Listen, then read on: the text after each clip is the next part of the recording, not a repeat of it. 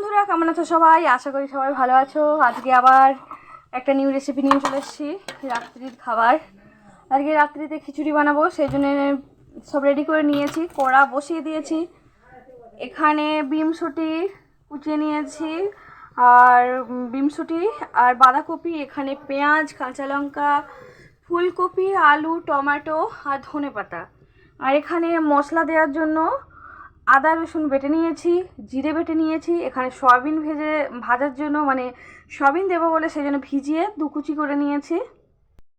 এখানে ডিম নিয়ে নিয়েছি। এবার প্রথমেই আমি ডিমটাকে ভেজে নেব।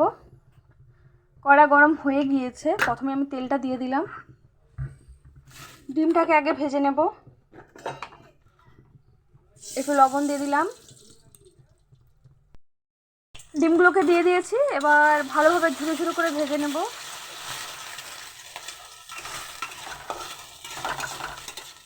নুন যেহেতু আমি আগেই দিয়ে দিয়েছি, সেই জন্য ডিমে আর নুন নিতে লাগবে না। ভালোভাবে আমি ডিমটা ঝুরো ঝুরো করে ভেজে নেব। ডিমগুলো ভাজা হয়ে গিয়েছে, এবার ডিমগুলোকে নামিয়ে নেব। আবার ওই কড়ার মধ্যে তেল দিয়ে দেব। এবার আমি ভিজিয়ে রেখেছিলাম সয়াবিনগুলো ভিজিয়ে রেখেছিলাম, সেগুলো এইভাবে জল চিপে নেব। জল চিপে নিয়ে ভেজে নেব।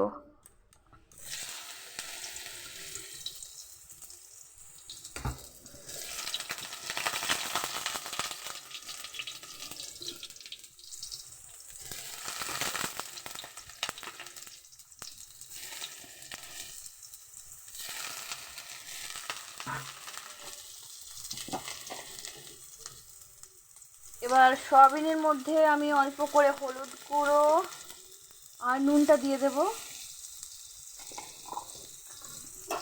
এবার ভালোভাবে একটু লাল লাল করে ভেজে নেব।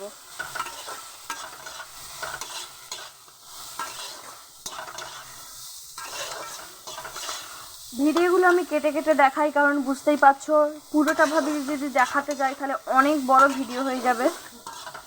সেই জন্য আমি অল্প অল্প করে কাট করে করে তোমাদেরকে ভিডিওটা দেখাই, কীভাবে রেসিপিটা বানাচ্ছি সেটা শেয়ার করি।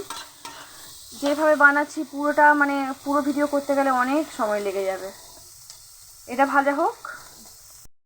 সয়াবিনগুলো ভাজা হয়ে গিয়েছে, এবার তুলে নেব।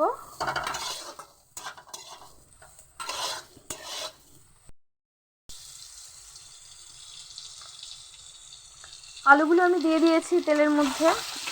এবার আলুগুলোর মধ্যে নুন হলুদ দিয়ে দিয়েছি, এবার লাল লাল করে ভাজা হতে দেবো। আলুগুলো সুন্দরভাবে লাল লাল করে ভাজা হয়ে গিয়েছে, এবার আলুগুলো নামিয়ে নেব। এগুলো দিয়ে দিয়েছি কড়াই, এবার ভালোভাবে ভেজে নেব।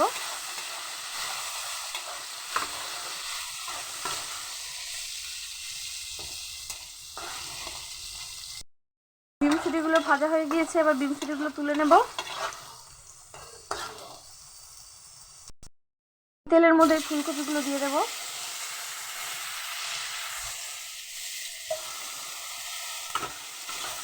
ফুলকপিগুলোকেও ভালোভাবে ভেজে নেব। ফুলকপির মধ্যেও আমি অল্প হলুদ গুঁড়ো আর একটু নুন দিয়ে দেবো। ভাজার সময় নুনটা দেওয়ার কারণ হচ্ছে গিয়ে সবজির মধ্যে ভালোভাবে নুনটা, মানে ভেতরে ঢুকে যাবে আর কি, ভেতরে চলে যাবে। সেই জন্য ভাজার সময় লবণটা দিলে সবজিটা তাড়াতাড়ি নরমও হয়ে যায়। সেই জন্য ফুলকপিটাকে আমি ভালোভাবে ভেজে নেব।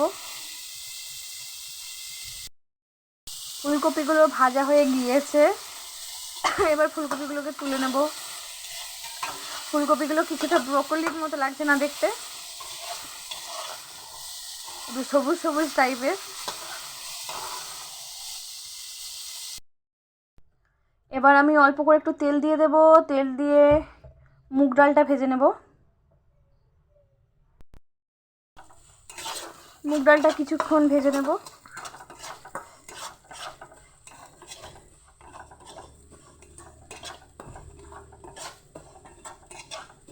একটু লাল লাল হয়ে গেলে নামিয়ে নেব। এবার মশলাটা কষিয়ে নেব। ডালটা আমি তুলে নিয়েছি, ওই কড়ার মধ্যে আমি তেলটা দিয়ে দেবো আবার। এবার মশলাটা আমি কষিয়ে নেব। প্রথমেই আমি দিয়ে দেবো তেজপাতা আর শুকনো লঙ্কা, তারপরে কুচিয়ে রাখা পেঁয়াজগুলো দিয়ে দেবো। পেঁয়াজের সাথে সাথে টমেটোগুলোও দিয়ে দেবো।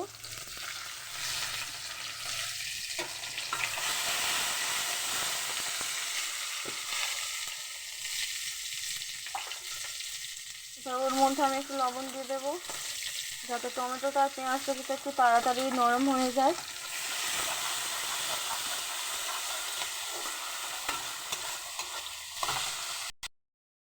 পেঁয়াজ আর টমেটোটা ভালোভাবেই দেখো নরম হয়ে গিয়েছে, পেঁয়াজটাও একটু ব্রাউন কালার এসে গেছে।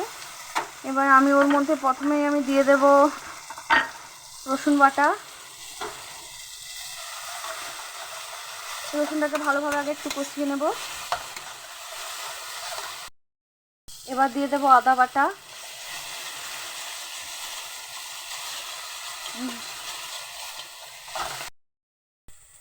এবার দিয়ে দেব পরিমাণ মতো হলুদ গুঁড়ো,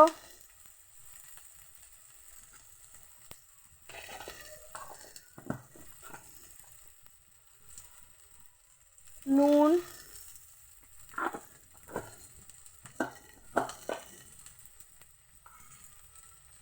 লঙ্কার গুঁড়ো। যে যেমন ঝাল খাবে সেই পরিমাণে ঝাল দেবে, আমি বেশি ঝাল দেব না।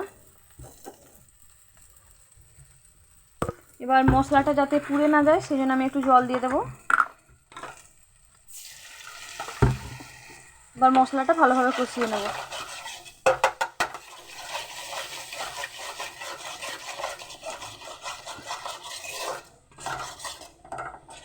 যতক্ষণ না মশলা থেকে তেল ছাড়ছে ততক্ষণ আমি মশলাটা কষিয়ে যাব।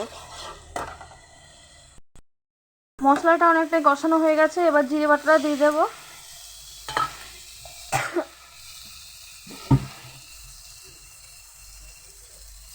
আর একটু কষিয়ে নেব। মশলাটা কষানো হয়ে গিয়েছে, এবার ওর মধ্যে আমি এই যে ধুয়ে রাখা মসুর ডাল আর চালটা দিয়ে দেবো, দিয়ে একটু কষিয়ে নেব।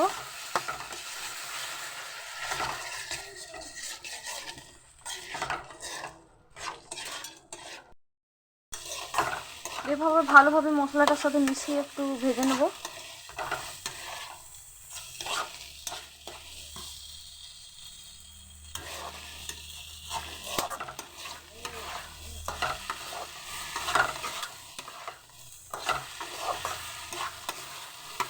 এবার পরিমাণ মতো জল দিয়ে দেবো। খিচুড়িটা কুকারে বসিয়ে দিয়েছি, একটু তাড়াতাড়ি হয়ে যাবে। আর এখানে আমি পেঁয়াজি বানানোর জন্য পেঁয়াজ আর কাঁচা লঙ্কাটা নিয়ে নিলাম। এবার ওর মধ্যে আমি একটু হলুদ গুঁড়ো দিয়ে দেবো আর লবণ দিয়ে দেব, পরিমাণ মতো লবণ। আর এখানে আমি বেসন দিয়ে দেব।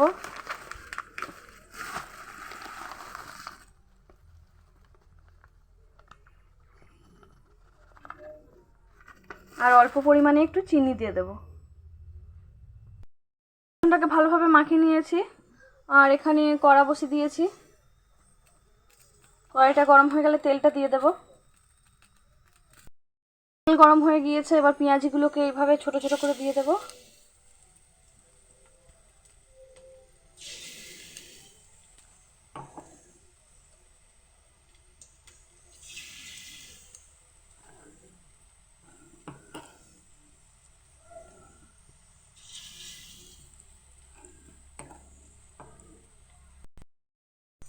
সব পেঁয়াজিগুলো দিয়ে দিয়েছি।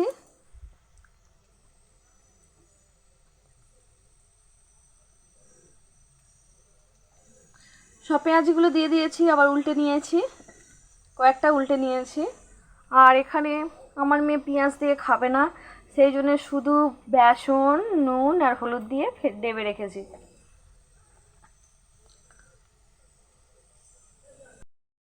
এখানে পেঁয়াজি ভাজা কমপ্লিট। আর এখানে মেয়ের জন্য ভাজতে দিয়েছি। আগেই বলেছি মেয়ে পেঁয়াজ দেওয়া খাবে না, সেই জন্য মেয়ের জন্য আলাদা করে আবার বেসন মেখে করতে হলো।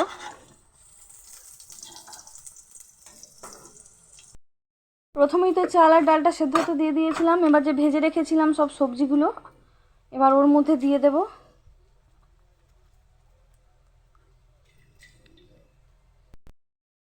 আবার বসিয়ে দিয়েছি, সবজিগুলো তুলে বসিয়ে দিয়েছি। এবার তেজপাতা, শুকনো লঙ্কা আর 5 ফোড়ন দিয়ে দেব। এবার আমি চাটনিটা বানিয়ে নেব। এবার টমেটোগুলো দিয়ে দেবো।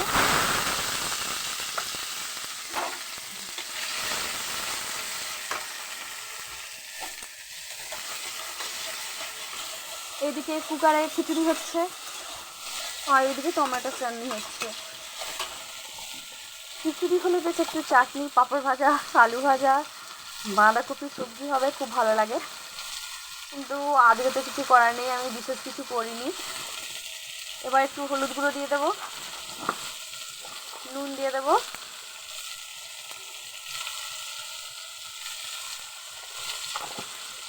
আবার একটু ভালোভাবে নেড়ে নেব।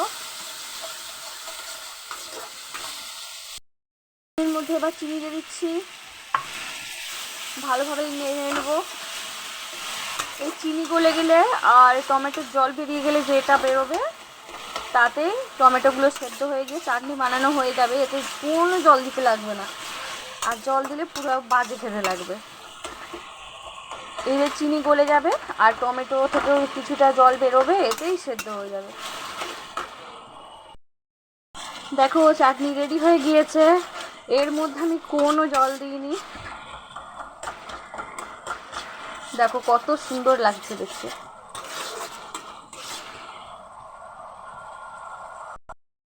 টমেটো চাটনিও কমপ্লিট।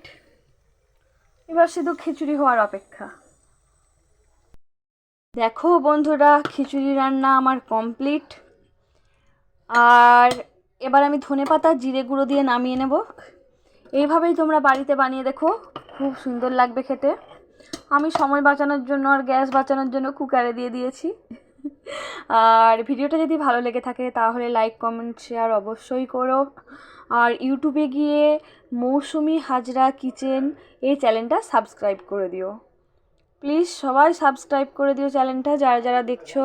আরেকবার বলে দিই, মৌসুমি হাজরা কিচেন ইউটিউবে গিয়ে তোমরা সার্চ করে নিও।